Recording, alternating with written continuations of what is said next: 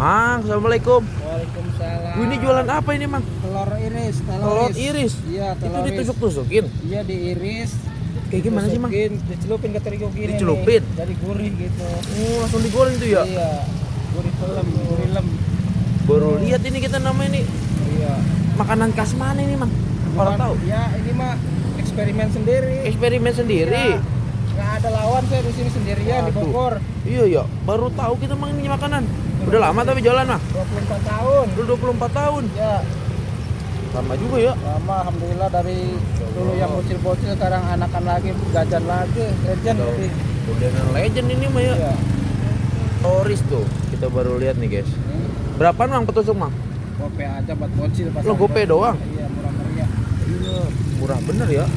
Kalau itu telur apaan tuh? Buat apa itu, Mang? Ini telur belum diiris, belum dikupas. Oh, tetap jadi aja. buat nanti dadakan Iya, itu. iya, dadakan. Tadi penuh ini, Mang. Penuh. Udah pengen habis ya. Udah alhamdulillah. Masya Allah, Masya Allah.